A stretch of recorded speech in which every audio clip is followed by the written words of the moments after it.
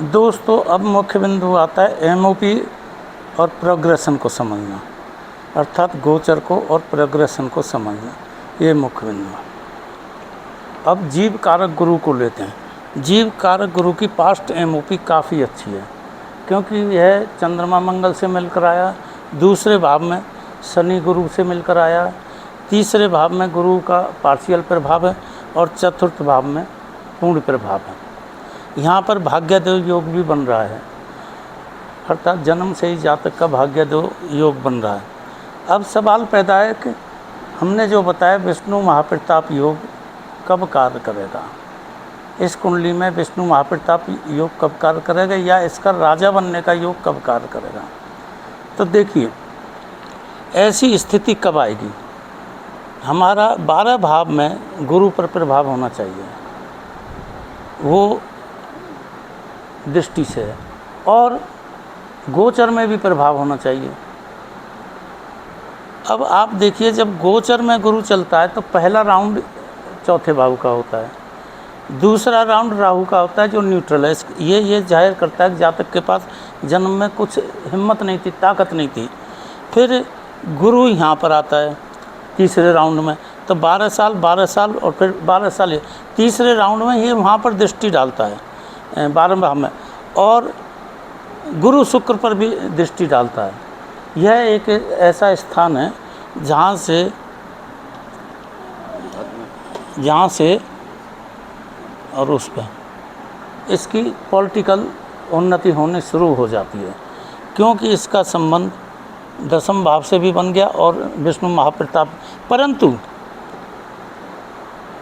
मुख्य संबंध सूर्य से नहीं बना जो उसे शासन देगा।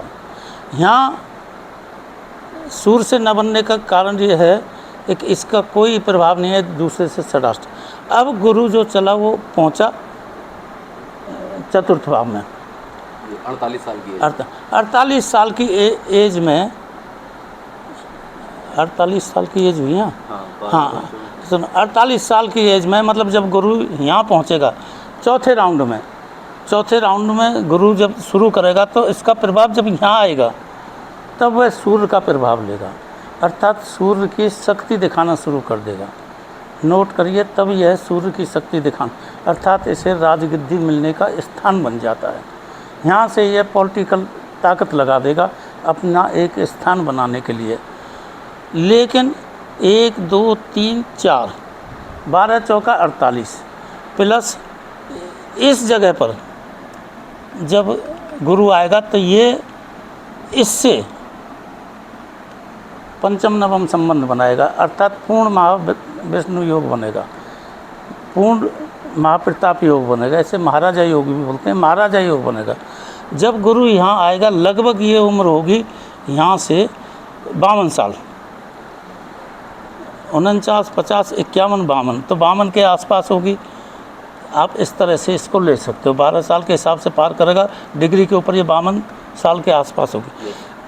खुदा न खास्ता देखिए उस समय 52 साल की उम्र में शनि कहाँ पर है वो भी आपको देखना पड़ेगा, क्योंकि कर्म कारक तो शनि है।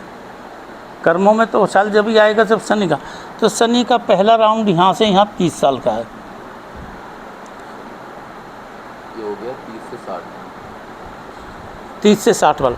शनि भी सूर्य से संबंध बना रहा है, ध्वजा कारक केतु से भी संबंध बना रहा है, बुध से भी। इसका मतलब दो नहीं गिरा है, कर्म और जातक स्वयं पॉलिटिकल फील्ड में एंटर करने के लिए चले गए यहाँ पे। अब ये प्रभाव कब आएगा, गुरु को यहाँ होना चाहिए। आप देखिए 52 साल में गुरु भी यहीं पर है, शनि भी यहीं पर है। आप 52 साल की अर्थात 2002 की कुंडली बनाइए तो शनि गुरु दोनों यहाँ पर हैं। अब यहाँ नोट करिए, गोचर के गुरु पर और शनि पर गुरु की दृष्टि है, शनि की दृष्टि शनि पर है, लेकिन गोचर के गुरु की दृष्टि शनि पर नहीं है, उससे 11वें भाव में है।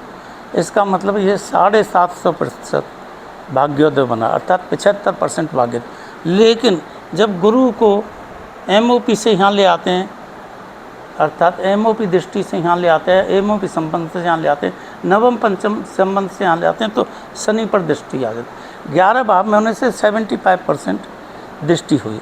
इसका मतलब 75% इसका भाग्योदय हुआ। भाग्योदय हुआ तो ये स्थान है जहाँ इसको पॉलिटिकल सफलता मिलेगी।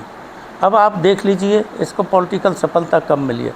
मेरे ध्यान से इसको 2000 के बाद 2002 के आसपास ही पॉलिटिकल सफलता मिली थी, क्योंकि उस समय पूर्ण योग बन रहा था ये। 2002 में। हाँ, 2002।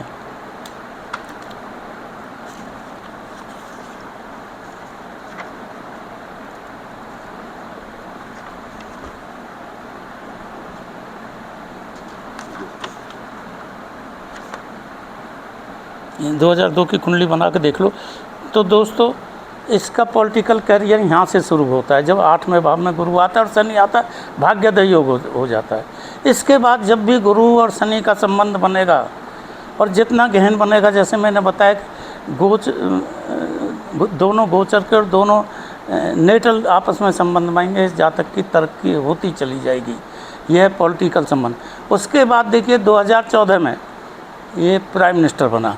2014 में इसकी क्या स्थिति थी गोचर की, उससे आप निकाल लीजिए तो आपको ज्ञान हो जाएगा। 2002 की ये है, ठीक है ना। देखो 2002 में गुरु 3 में था, मिथुन राशि में था, और शनि शुक्र की राशि में 15 डिग्री का था। तो ये दोनों लगभग एक ही जगह हो गए, तब इसे एमएलए की पदवी मिली थी। इसका प्रभाव दोनों भावों में महसूस हो रहा है। हाँ, एक याद रखिए, टाइम करेक्शन का याद रखिए। जैसे कि आपकी कुंडली में कोई योग दिसंबर में बन रहा है, मान लीजिए आपके बच्चे का एडमिशन का योग दिसंबर में बन रहा है, तो एडमिशन जुलाई में ही होगा, क्योंकि पूरे संसार में एडमिशन जुलाई में ही होते हैं। ऐसी स्थिति में इलेक्शन जब होगा तभी उसका चयन होगा। ये नहीं है योग आज बन गया तो आज ही इलेक्शन हो जाए। लेकिन ये साबित हो जाता है कि जब तक कोई बहुत बड़ी विपदा ना हो, इस स्थान पर उसको कोई तरक्की वाली पोजीशन मिल जाएगी। इसे नोट कर लो। लेकिन यहाँ ध्यान रखिए, उस समय राहु भी अष्टम भाव में था। मिथुन राशि में राहु उच्च का होता है और गुरु के साथ बैठा है, और उस पर गुरु की दृष्टि है। इसका मतलब है गुरु ने राहु को नियंत्रित कर रखा है। यहाँ राहु कोई बदमाशी देने में सफल नहीं हो पा रहा है, वरना तो राहु इसे कभी नहीं बनने देता, क्योंकि राहु अड़चन डालता है। लेकिन चूँकि राहु पर गोचर एवं शनि दोनों गुरुओं ने नियंत्रण कर लिया, तो राहु को गुरु का कहना मान रहा है। कहने को तो आप लोग इसे चांडाल योग कर दोगे, लेकिन यहाँ पर चांडाल योग इसलिए संभव नहीं रहा क्योंकि एक तो राहु में उच्च के गुण है, एक दोनों गुरुओं से दृष्ट है। इसे नोट कर लें, ठीक है। 2000 चाहिए। अब अगला लेते हैं ना 14।